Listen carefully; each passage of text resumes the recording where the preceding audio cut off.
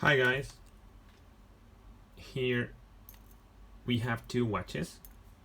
This is the Seiko solar patty with caliber.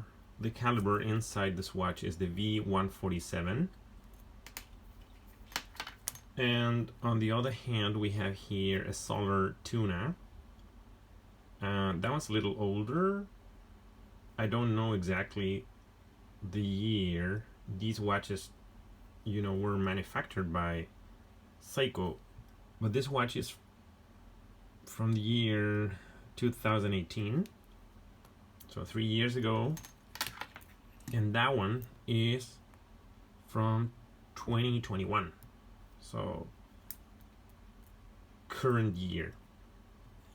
Now what's amazing about these watches is the precision. This watch over here is extremely precise.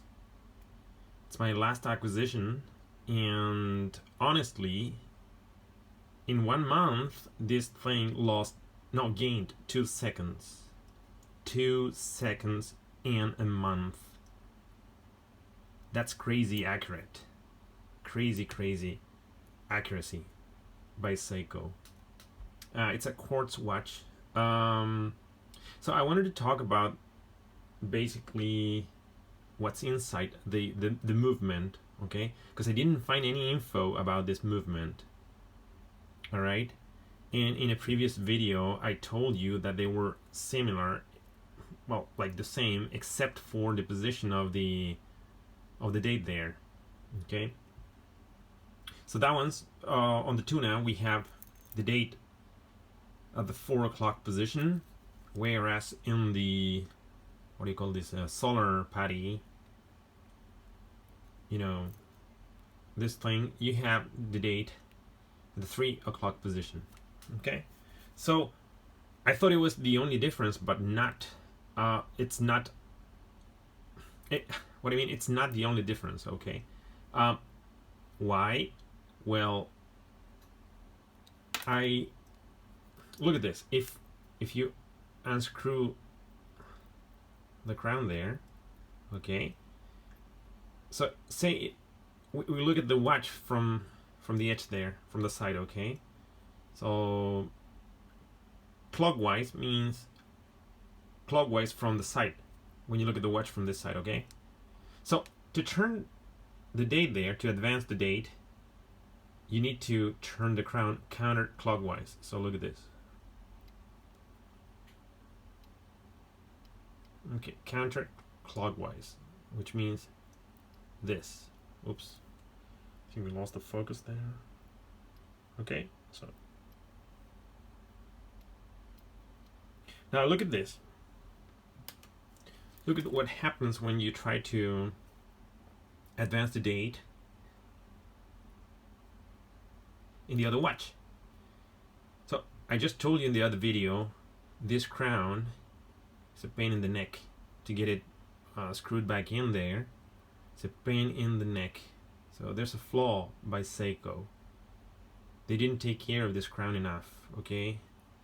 That's my opinion.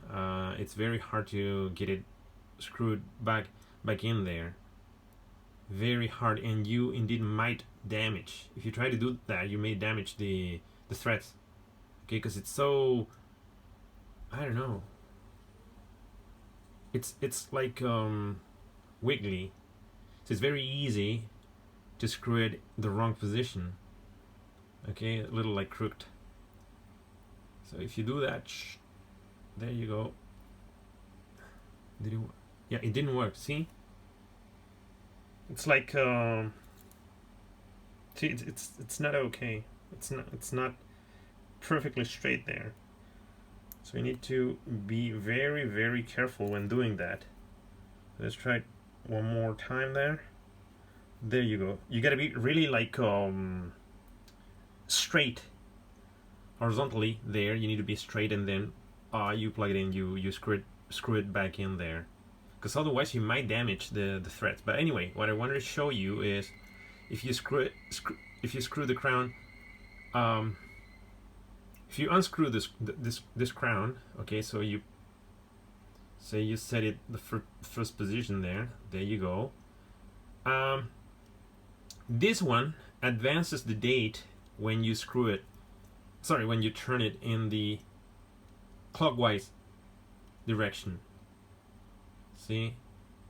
There you go. So you advances the clockwise direction and then you advance the date in the v147. Whereas in the v157, to advance the date, you do it the other way around. Like you gotta go counterclockwise. See, that's kind of, I don't know. It's due perhaps to the fact that,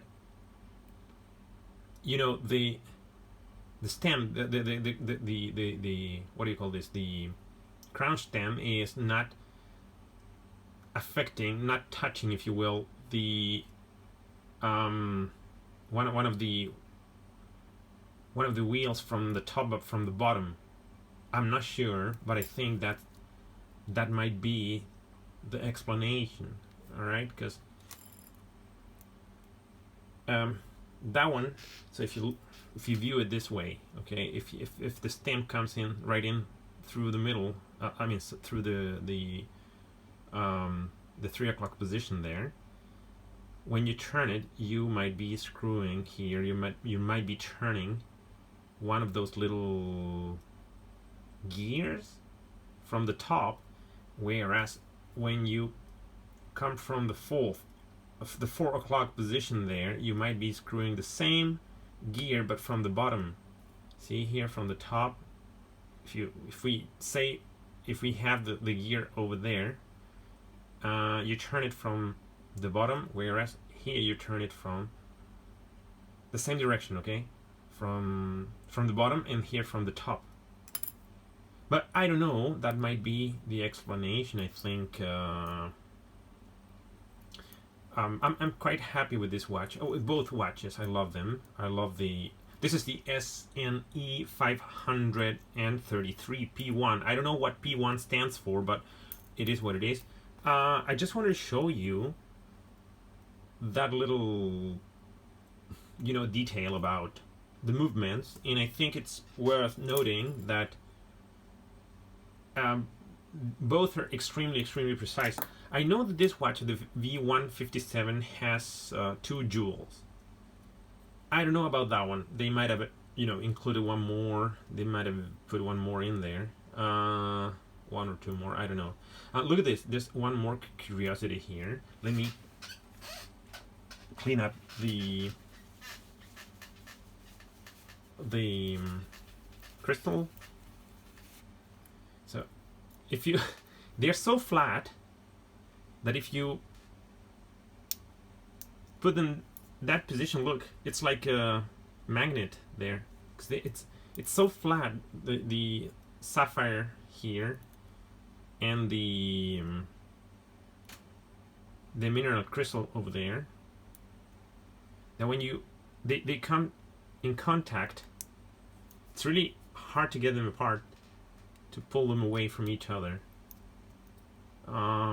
See, there's a hard grip there, strong grip there. I don't know, that was a curiosity. It's pretty cool. There you go. I love these watches. I don't know if I'm gonna keep this one because it's a little, you know what I don't like is the combination of a black strap and a silver case. I don't like I like the watch to be a little more homogeneous. You know, the color there, the color scheme, the colorway, a little more homogeneous. It's like this sort of continuity between the strap and the case of the watch. Now, what I don't like about this watch is the sorry, it's the ring here. What do you call this? The bezel. I don't like it. Why? Because it's not clear. When you go in the water, you can barely see anything here, anything at all in the water. So I was thinking either I change it out for something else, or I use one of my crayon paint to paint it up over here. And I've done that before, but there's plenty of grooves and stuff here around the bezel, you know, this sort of circular pattern there that would prevent me from getting a